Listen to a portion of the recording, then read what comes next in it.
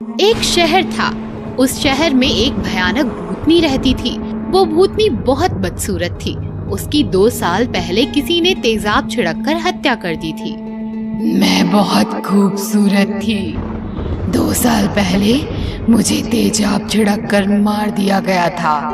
बदसूरत बनाकर बेरहमी से मारा था। मैं उसका बदला जरूर लूंगी। मैं इस दुनिया से खूबसूरती का नामो निशान मिटा दूंगी। दुनिया की खूबसूरती मिटाने का एक खूंखार आइडिया भूतनी के दिमाग में आता है।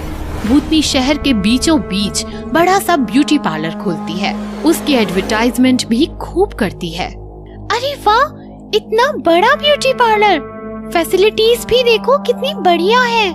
मैं आज ही अपनी सहेलियों के साथ पार्लर हो आती हूँ।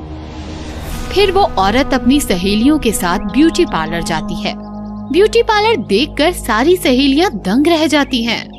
बाप रे बाप, इतना बड़ा ब्यूटी पार्लर, मैं तो अब यहाँ ही ट्रीटमेंट लूंगी। ज्यादा महंगा होगा ना?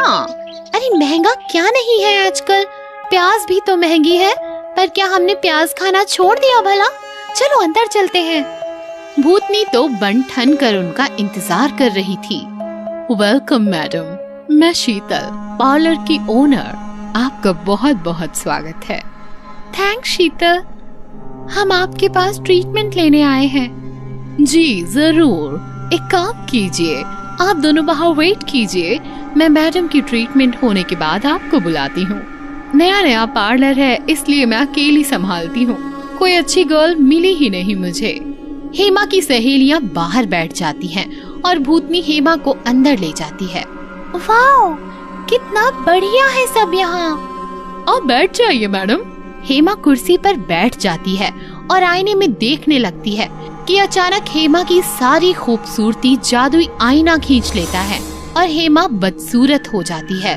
माय गॉड, ये क्या हो गया मुझे? शीतल, शीतल। हेमा देखती है तो उसके पास शीतल नहीं भूतनी खड़ी होती है।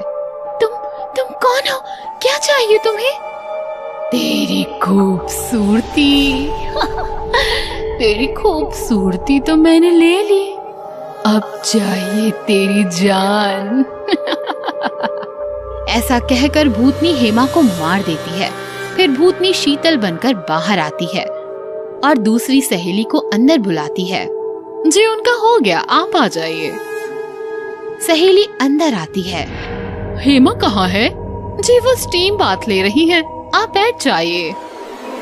सहेली बैठ जाती है तो उसका भी वही हाल होता है जो हेमा का हुआ था। ओह माय गॉड, मेरी स्किन जल गई क्या? भूतनी उसे भी मार देती है। इस प्रकार भूतनी तीनों सहेलियों को मार देती है। शहर में भूतनी का ये ब्यूटी पार्लर बड़ा ही फेमस हो जाता है। बड़ी बड़ी औरतें, लड़कियां उसके पार्लर आ जाती हैं और भूतनी ठीक उसी तरह उनकी खूबसूरती छीनकर सबको बदसूरत बना देती है और मार देती है। तुम रुको यहाँ।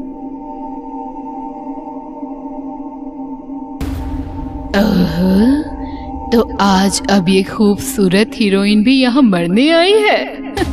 आइए मायरा जी, आप हमारे पार्लर आ गई। अब तो हमारे पार्लर की रेपुटेशन कई गुना बढ़ जाएगी। सॉरी, मैंने अपॉइंटमेंट नहीं ली, शूटिंग जा रही थी, सोचा ट्रीटमेंट लेके जाऊं। कोई बात नहीं मायरा जी, मैं आपका ऐसा ट्रीटमेंट करूंगी कि आप देखती ही रह जाएंगी। प्लीज अंदर बैठ जाइए। ये तो बड़ी हीरोइन है, अगर मैं इसका रूप ले लूं और शूटिंग चली जाऊं तो क्या मजा आ जाएगा। मायरा बैठ जाती है तो उसकी सारी खूबसूरती आईने में कैद हो जाती है। मायरा बदसूरत हो जाती है। ओह माय गॉड, ये क्या हो गया? मेरी स्किन। शीतल जी देखिए ना, अब मैं शूटिंग कैसे जाऊंगी? कोई बात नहीं मायरा जी, आप यहाँ आराम कीजिए, आपकी जगह मैं शूटिंग चली जाती हूँ। भूतनी मायरा को देखती है और आईने में देखकर मायरा बन जाती है। भूतनी मायरा बनकर बाहर जाती है। गार्ड कार का दरवाजा खोलता है। भूतनी कार में बैठकर चली जाती है। चलो ड्राइवर, कार निकलती है, स्टूडियो पहुंचती है। डायरेक्टर भागता हुआ आता है। गुड मॉर्निंग मायरा जी, कैसी हो आप? वो सब छोड़, सीन समझा चल। ओके, तो आज आपका हॉरर सीन है। आपको एक भूतनी ने वश में किया है। आप ऐसे भागते हुए आएंगी, सामने तांत्रिक बैठा होगा, वो मंत्र पढ़ेगा, आप बेहोश हो जाओगे। बस इतना ही सीन है। ओके, तांत्रिक कहाँ है? ए तांत्रिक, इधर आ रे। तांत्रिक भागता हुआ आता है। Good morning madam. तू तांत्रिक है? हम तांत्रिक नकली हैं, लेकिन मंत्र असली हैं। फालतू की बातें छोड़ और काम कर, चल। चलो, मैं तैयार हूँ। पर मैडम, आपका मेकअप रिहर्सल? शूट शुरू करो। मैं नेचुरल भूत हूँ, सब नेचुरल करूँगी। सब पोजीशन लेते हैं। Rolling and action. भूतनी भागती भागती आती है और भागते भागते अपने असली रूप में आ जाती है। भूतनी को देखकर सब दंग रह जाते हैं। सर, ये मायरा जी तो सच में भूत बन गई। अरे वो नेचुरल एक्टर है, मुंह बंद कर। भूतनी तांत्रिक के सामने आती है। तांत्रिक एक मंत्र पढ़ता है और अचानक भूतनी जलने लगती है, चिल्लाने लगती है और जल के राख हो जाती है। अरे तांत्रिक, ये तूने क्या किया? हम तांत्रिक नकली हैं, लेकिन मंत्र असली है। मतलब मैं ये मंत्र तांत्रिक बाबा से सीख कर आया था, जो भूत पिशाच को मारता है। मतलब ये मायरा नहीं, कोई भूत थी जो मायरा का रूप लेकर आई थी। तभी वहाँ इंस्पेक्टर आ जाता है। हाँ डॉक्टर, ये मायरा नहीं बल्कि उसका रूप लेकर आई एक भूतनी थी। यह भूतनी एक ब्यूटी पार्लर चलाती थी और पार्लर आई औरतों को मार देती थी। हम पार्लर गए तो हमें वहाँ मायरा की लाश मिली। ये तो अच्छा हुआ कि इस नकली तांत्रिक के मंत्र से ये असली भूतनी मर गई, नहीं तो ये और न जाने कितनी जाने लेती।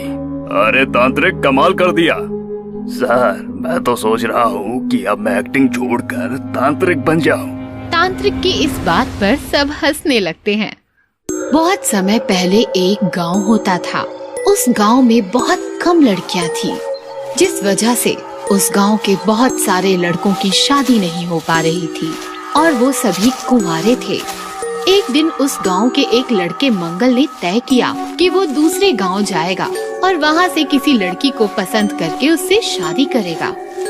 माँ, मैं दूसरे गांव से जल्द ही आपके लिए सुंदर सी बहू लेकर आऊंगा। मंगल दूसरे गांव की तरफ चल दिया।